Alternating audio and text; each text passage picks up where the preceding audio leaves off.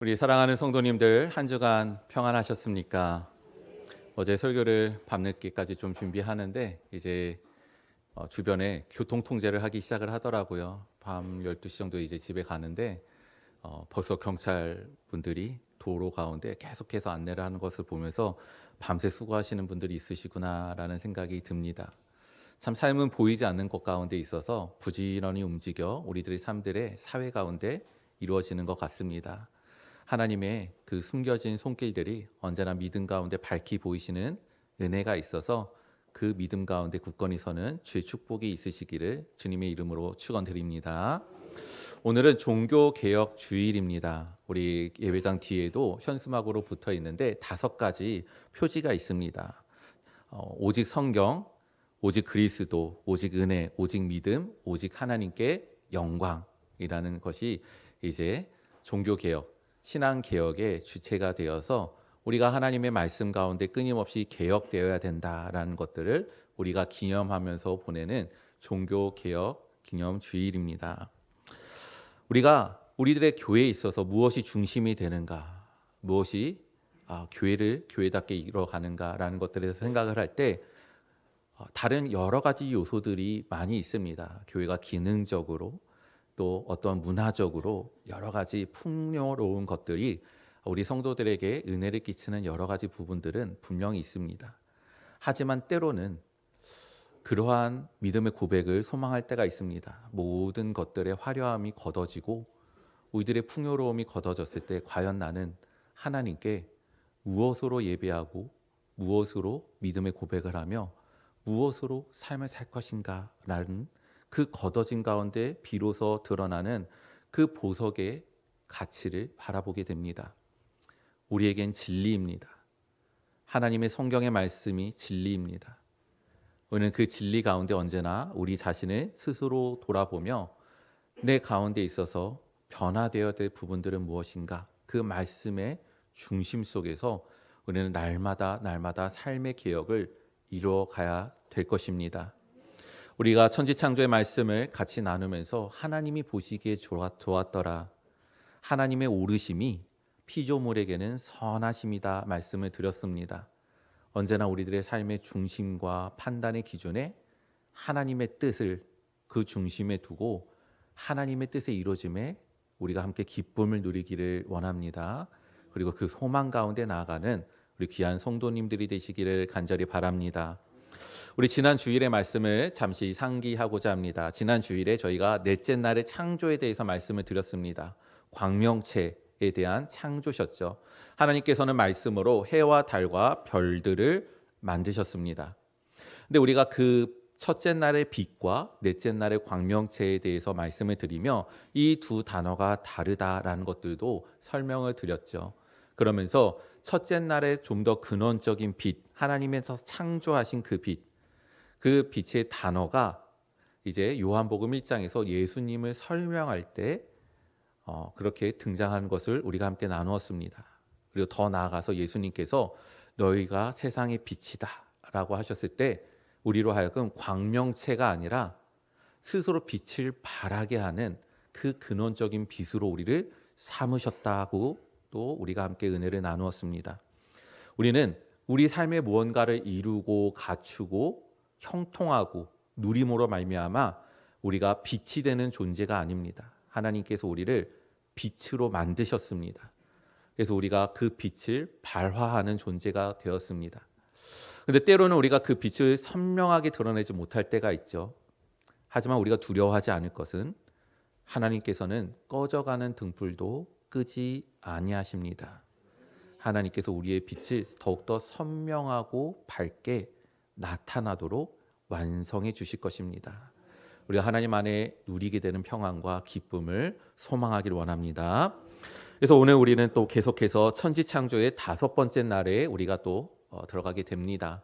근데 오늘 말씀 우리가 5째 날을 읽었지만 6째 날의 한 중간까지는 저희가 같이 살펴보게 될 것입니다. 25절까지죠. 왜냐하면 모세가 천지창조에 대한 말씀을 드릴 때 오늘은 첫째 날 이야기 딱 하고 자 오늘은 여기까지 이렇게 진행하진 않았을 거예요. 계속해서 첫째 날, 둘째 날, 셋째 날 이렇게 말씀을 나누었을 텐데 우리는 설교의 시간에 아시잖아요. 제가 그 말씀을 첫째 날부터 여섯째 날까지 다 나누면 저희 밤을 셉니다. 그러니까 구분해서 나누게 되는데 오늘은 다섯째 날과 여섯째 날의 일부분을 묶어서 조금 나누게 될 것입니다. 왜냐하면 하나님께서 생물을 창조하신 공통점이 있기 때문입니다. 하나님께서 큰 바다 짐승들, 물에 번성하여 움직이는 모든 생물, 날개에 있는 새를 하나님께서 21절에 창조하셨습니다. 그리고 25절에 보면은 땅의 짐승, 가축, 땅에 기는 모든 것들도 만드셨습니다. 근데 하나님께서 이 창조하시는 가운데 특별히 강조하신 단어가 있습니다. 그 종류대로라는 부분이에요. 무려 7번이나 쓰였습니다.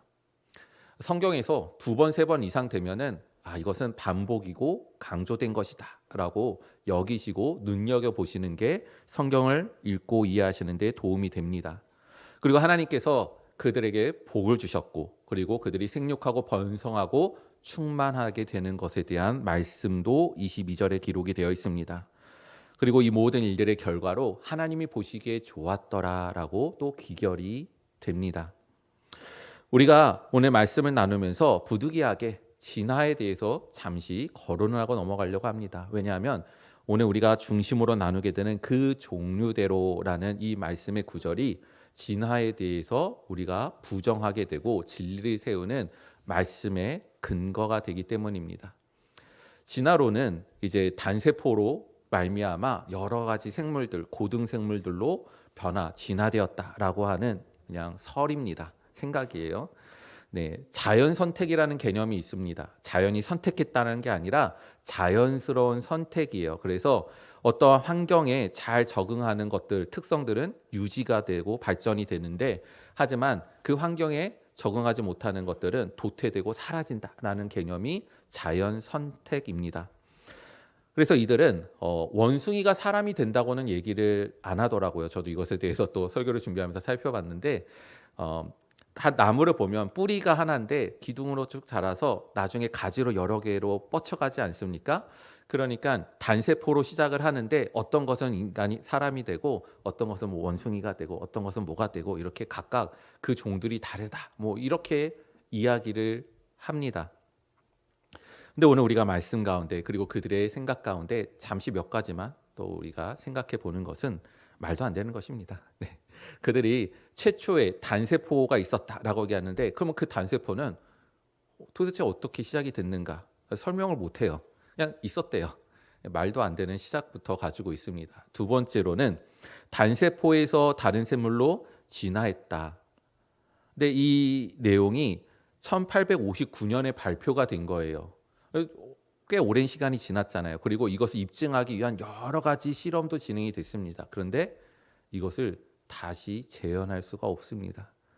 예. 그들이 막 시험 가운데 됐다라고 주장하는 것들이 있어요. 저도 그걸 봤는데 그거는 엄밀히 따지면 적응한 것이지 진화한 것이 아닙니다. 그리고 역사에 우리가 보면은 인류의 역사 가운데 큰 위기의 시점들이 있어요. 우리는 경험하지 못했지만 1347년에 패스트, 흑사병이라는 병이 이제 강타를 한 적이 있습니다. 이게 어느 정도였냐면 5년 동안 유럽의 인구의 절반이 죽습니다. 어마어마한 재난이었죠.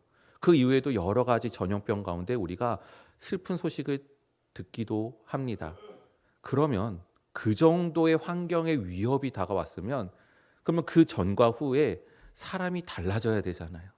뭔가 진화의 이론에 따르면 그 환경에 도태될 건 다 죽고 거기에 적응돼서 발전될 것은 완전히 또 진화돼서 바꿔져야 되는데 그때 사람이나 지금 사람이나 똑같습니다. 그렇기 때문에 이러한 내용들은 다 거짓일 뿐이고 사람의 생각일 뿐입니다. 근데 제가 여기서 진화론에 대해서 다 설명하고 이것을 쳐내고 그래서 우리가 믿는 건 이러려고 설명을 드린 것이 아니라 일단 첫 번째는 그 종류대로라는 단어 때문에 말씀을 드린 거고 두 번째는 우리 성도님들에게 우리들의 신앙에 도전을 드리기 위해서입니다. 저는 진화론에 대해서 익히는 알고 있었지만 처음 학교에서 접한 거는 아마 중학교 때였던 것 같아요. 중간고사로 기억이 나는데 한 5문제 시험이 나왔거든요. 근데 저는 그것이 풀기가 그렇게 싫었어요. 그래서 공란으로 냈습니다. 답안지를. 했더니 나중에 선생님이 부르시더라고요. 그래서 너 이거를 빠뜨린 거냐? 빠뜨린 거면 여기서 적게 해주겠다. 저는 일부러 안 풀었습니다. 이제 제가 다녔던 학교가 남자 학교예요. 체벌이 자유로운 학교입니다. 그래서 매우 혼난 적이 있었습니다. 근데 그 이후로는 그렇게 이것에 대해서 크게 뭐 우리 성도님들께 신앙 가운데 가르칠 때만 접하게 되고 달리 생각은 안 했어요. 근데 제가 저희 가정에 어떠한 일이 있어서 저희 자녀에게 온라인 학습으로 먼저 좀 이렇게 공부해야 될 그런 기회가 있었습니다. 근데 그것을 듣는데 초등학교 1학년 내용을 듣고 있었어요. 저는 집에서 뭐 이렇게 준비하고 있었는데 옆에서 막 방송 소리가 들리는 거죠. 근데 갑자기 그 초등학교 1학년 지문에 진화론에 대한 이야기가 나오는 거예요. 그래서 이건 뭔가 왜 초등학생의 이야기 이게 왜 등장을 해야 되는가라고 하면서 너무 당황과 충격 가운데 있었습니다. 다행히 저희 아이는 이제 자라날 때부터 하나님을 믿게 되는 가정에 있었고 하나님은 너를 창조하셨다 이것을 끊임없이 말을 해줬기 때문에 그 아이도 알아요. 그래서 이것이 거짓이다라는 것을 분명합니다. 그런데 우리 가운데 비진리, 비신앙적인 것이 먼저 마음에 선입되면은 그러면 우리가 진리인 말씀이 우리 안에 들어올 때 그것을 판단하게 됩니다. 내가 들었던 것과 달라. 이게 무엇이지? 근데 학교에서 그걸 듣잖아요. 몇 시간 동안 그 아이들은 그것을 가지고 가정에 돌아왔을 때 나 이런 거 들었어요. 아니야, 너는 하나님이 창조하셨어. 심리학에 보면 초두 효과라는 게 있습니다. 한번 탁 처음에 들어온 인상은 10배 정도의 이제 자극이 있어야지 바뀐다는 거예요. 우리 마음에 무엇이 선입되는가, 중심이 되는가, 기준이 되는가, 그것이 중요합니다. 말씀이, 진리가 우리 마음의 기준이 되어야 됩니다. 그래서 교회는 말씀을 힘있게 가르쳐야 돼요. 그래서 우리 성도님들 교사로 참여하시길 바랍니다. 유치부부터 고등학생까지 우리는 자녀들을 가르쳐야 됩니다. 근데 많은 걸 가르치는 게 아니에요. 하나님을 예배하는 것, 하나님을 믿는 것, 그 말씀을 느끼고 말씀을 읽는 습관을 들이는 것, 이런 것들이 우리 가운데 주요하게 이루어지는 부분입니다. 제가 목사잖아요. 저는 얼마나 많은 기도의 제목을 들었겠습니까? 그리고 그 시간 가운데 변화되는 내용들도 들었습니다. 근데 부모님이 자녀를 위해서 기도할 때 결국에는 모든 기도의 제목이 하나로 모아집니다. 내 자녀가 하나님을 믿기를 원합니다. 이걸로 귀결이 돼요. 모든 기도의 제목이요. 근데 그 틀이 우리 주일학교 때 갖춰지게 되는 것입니다.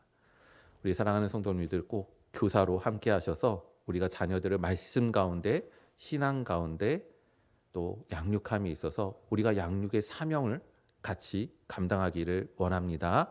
그리고 가정에서도 말씀을 가르쳐야 돼요. 우리 교회에다 보냈으니 됐다 이러면 안 돼요. 가정에서 와서 어떤 말씀을 들었는지, 그 말씀이 내게는 어땠는지, 그리고 그 말씀의 구절을 같이 암송도 해보고 이러면서 말씀 안에서 사는 습관을 교회와 가정과 삶 가운데 익혀가도록 해야 되는 것입니다. 그럴 때 진리가 우리들의 마음의 기준이 되고 선입이 돼서, 그래서 이외의 다른 것들을 판단하고 분별하는 지혜가 될 것입니다. 우리 자녀들이, 우리들의 믿음의 세대들이 그렇게 성장해가며 우리 교회가 그렇게 서 나가기를 간절히 바랍니다. 오늘 말씀에 더욱더 진입하게 되면 그 종류대로라는 부분을 함께 나누도록 하겠습니다. 이스라엘 백성들이 이 말씀을 들어야 되는 이유가 있어요. 이들은 애굽에서 생활을 하다가 지금 광야로 나왔습니다. 애굽에서 삶을 살았다는 것은 애굽의 문화 가운데 있었어요. 그리고 그 문화는 신을 섬기는 문화도 있습니다. 우리 성도님들이 이집트 했을 때 뭐 다큐멘터리 아니면은 뭐 역사 자료 그리고 문화적인 뭐 여행 뭐 그런 것들 그리고 영화 이런 것들을 볼 때 피라미드나 이런 데 보면은 뭔가가 그려져 있죠. 신의 모습입니다. 근데 어떻게 그려져 있습니까? 몸은 사람인데 머리는 달라요. 얘네들 뭐 쓴 건가 뭔가 보는데 동물의 머리 이 조합이 되어 있습니다. 그래서 그들이 만일 뭐 풍요로움을 원한다 이러면 번식이 아주 활발한 동물을 그 머리에 딱 그려놓고 그 신을 섬기는 거예요. 그래서 우리한테 뭐 다산 혹은 우리에게 풍요로움 어떤 일들 이렇게 나가는 것이죠. 혹은 뭐 재난이 두려워요. 그러면은 또 그런 것들을 또 그려놓고 걔네들한테 막 절하고 화내지 마세요. 뭐 노여움을 푸세요. 우리를 기쁘게 여겨주세요. 이러면서 그들이 신을 섬기는 것입니다. 하나님께서 이스라엘 백성들에게 그 종류대로 창조하셨다라고 말씀하셔야 되는 이유가 여기에 있습니다. 그들이 하나님에 대한 신에 대한 개념을 그렇게 갖고 있기 때문이에요. 그래서 나는 너희의 하나님이다. 나는 너희 신이다. 라고 했을 때 그들의 신의 형상에 그러면 하나님은 어떤 모습일까? 어떻게 조합이 되어 있을까? 어떤 모습일까? 이것에 대해서 상상을 하게 되어 있습니다. 그래서 하나님께서는 아니다. 너희들이 본 모든 것들은 그저 내가 창조한 것. 근데 그 종류대로 창조한 것이다라고 말씀을 하는 것입니다. 그러니 이 말씀 가운데 주는 첫 번째는 무엇입니까? 그런 존재는 없다라는 거예요. 그 종류대로 만들었지 이것이 합쳐져서 새로운 모습이나 조합되는 합체 로봇과 같은 그런 것들은 없다라는 것입니다. 그래서 하나님께서 10계명 중 2계명에 무엇을 말씀하십니까? 형상을 만들지 말라라고 얘기를 하시죠. 그들이 하나님에 대한 잘못된 이미지, 그 마음의 지식들을 걷어내야 되기 때문입니다.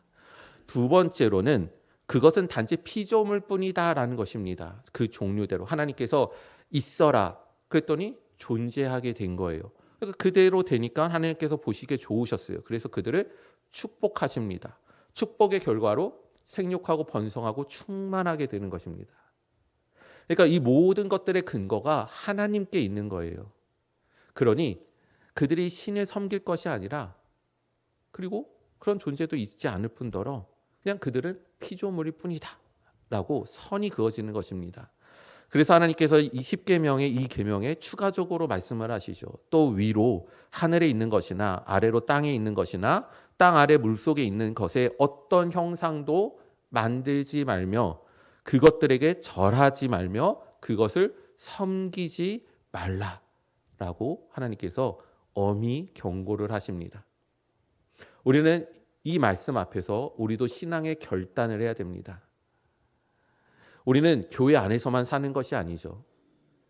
우리가 교회 밖에서 더 많은 시간을 삶을 그곳에서 살면서 내게 영향을 주고 있는 것은 무엇입니까? 내가 지대하게 영향을 받고 있는 것은 무엇입니까? 내가 삶을 살아가는 그 원리, 그 방법은 어떤 것입니까? 하나님께서 그 종류대로 창조하셨다라고 했을 때 첫 번째는 다양성입니다. 각각의 종류를 만드신 거예요. 두 번째는 고유성입니다. 각각의 종류가 특별한 것입니다. 하나님께서는 다 뜻이 있으셨고 계획이 있으셔서 다르게 만드신 것입니다. 진화는 그러지 않아요.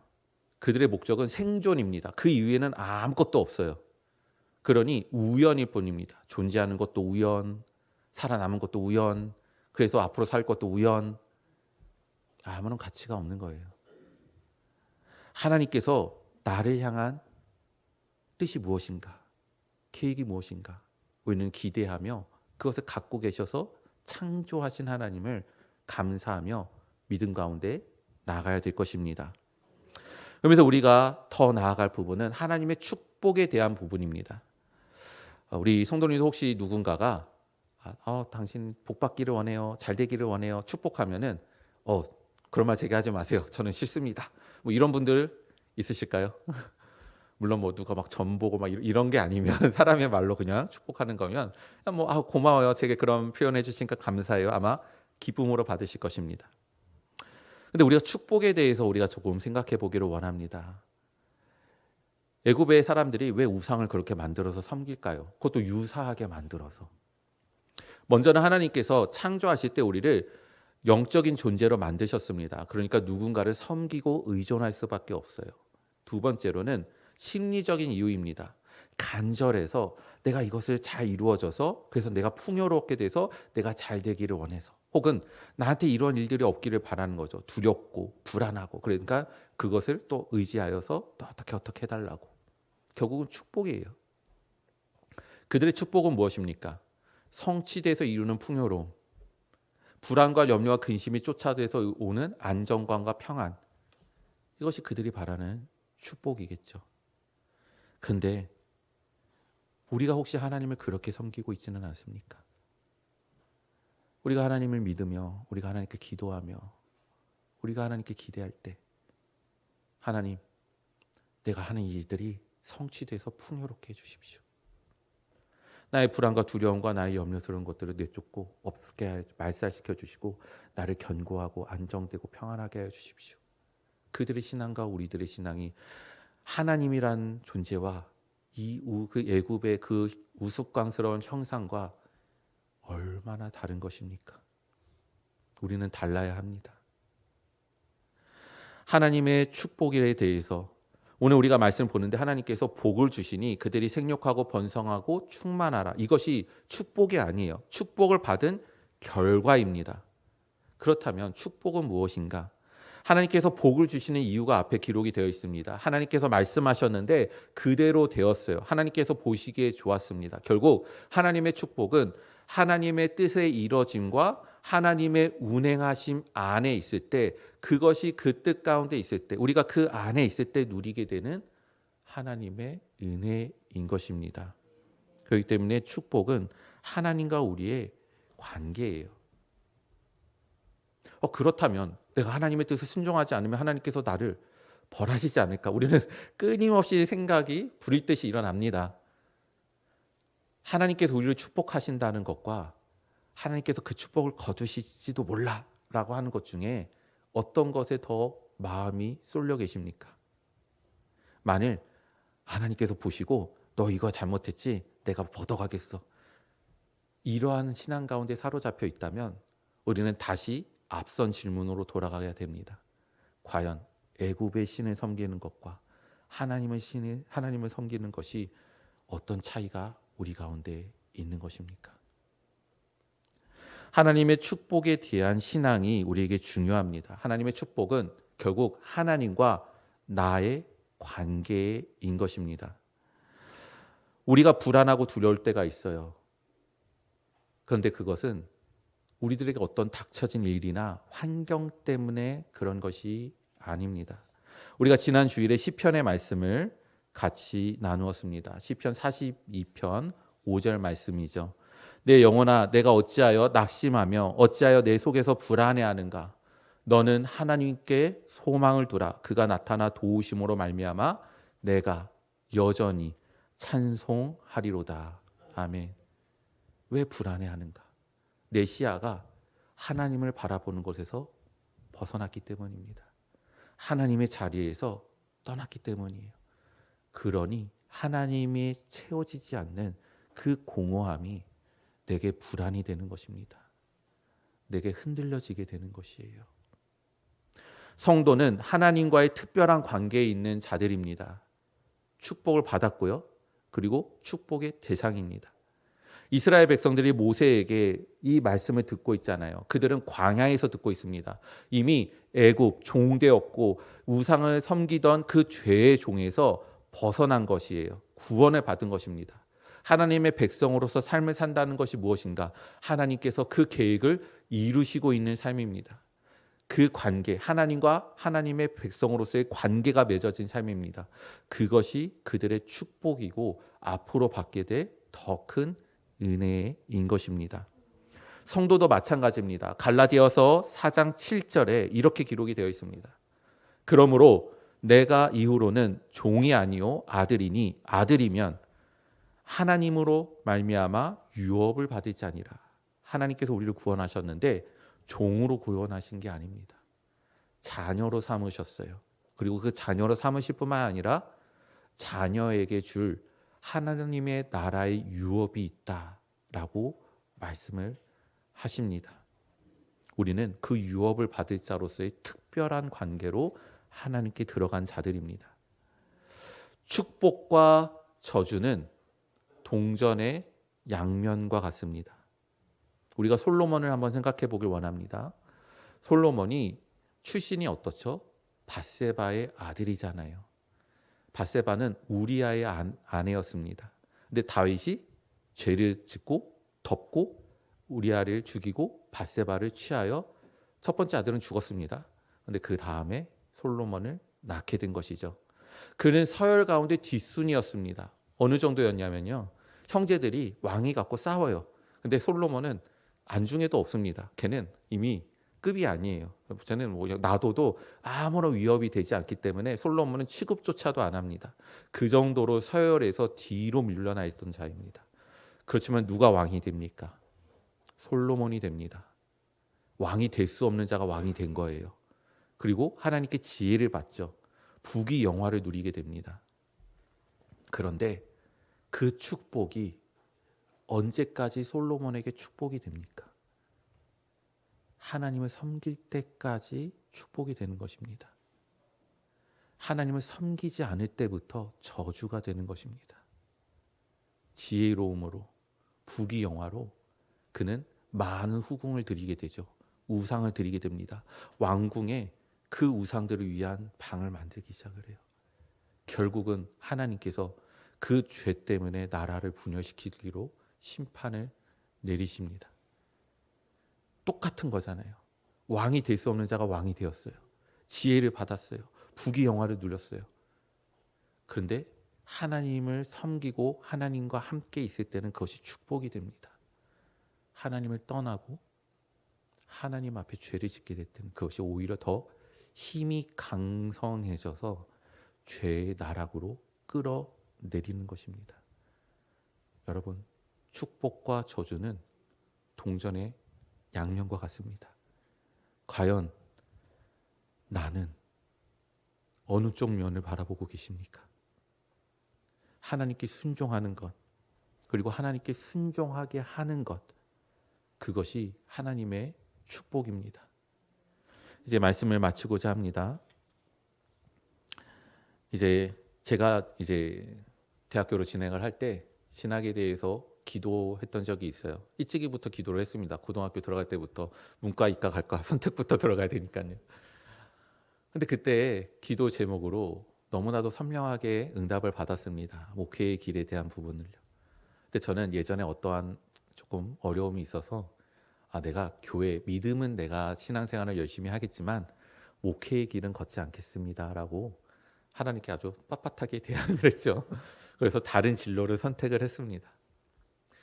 근데 결국에는 돌아서 하나님께서 목회의 길로 세워 놓으시더라고요.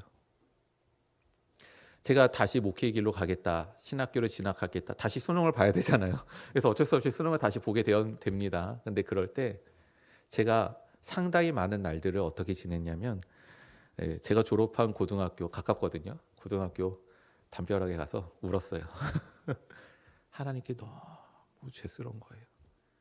내 죄가 가볍지 않은 거예요. 그리고 제 삶이 후회가 되는 거예요. 이 길을 내가 왜 돌아왔을까? 결국은 내가 여기 서 있게 되는 건데 내가 왜 그때 순종하지 못했을까? 그래서 저는 감사하게 학교를 좋은 조건으로 또 들어갔습니다. 그래서 너무나도 행복했어요. 하나님의 말씀을 공부하는 게 너무나도 기뻤습니다. 제가 주일 저녁부터 토요일 되는 아침까지 6일의 시간 동안 잠잤던 시간이 총 합쳐서 10시간 정도였어요. 계속해서 공부했습니다. 성경 말씀 읽고. 근데 저는 그게 너무 행복했어요.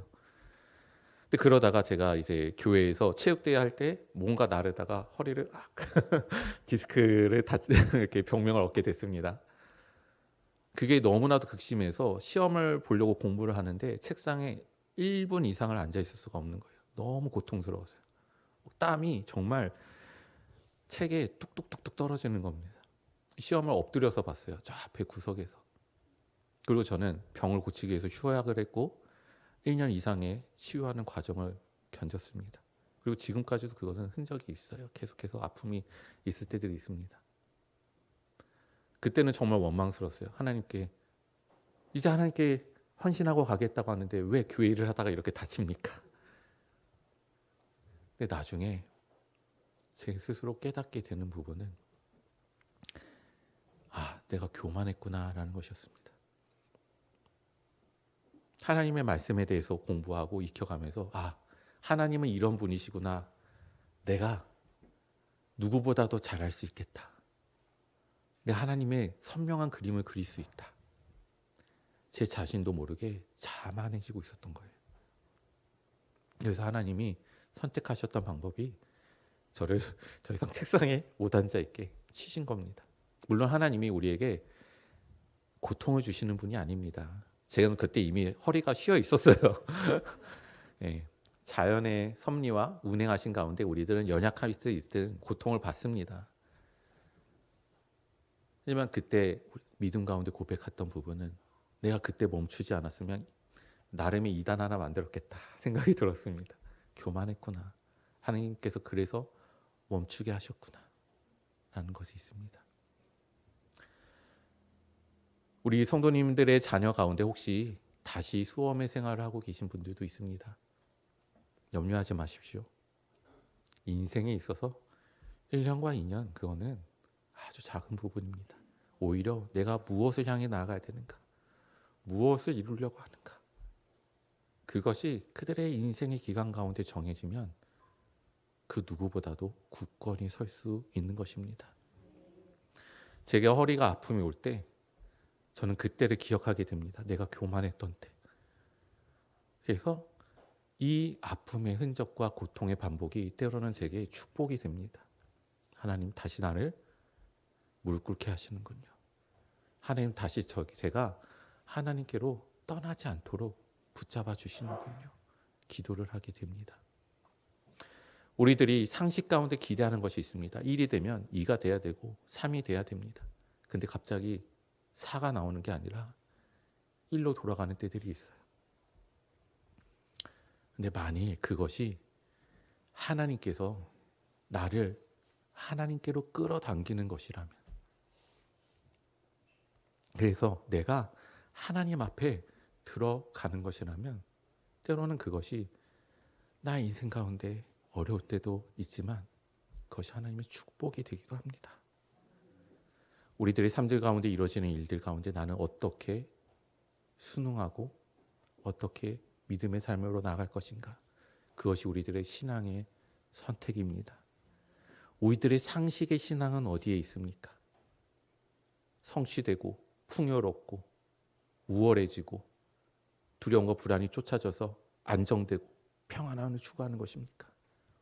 우리들의 상식의 신앙은 하나님을 바라보는 것입니다. 하나님 안에 있는 것입니다. 우리를 영광으로 완성하실 하나님을 바라보며 주님 앞에 나가시는 우리 귀한 성도님들이 되시기를 간절히 바랍니다. 함께 기도하시겠습니다.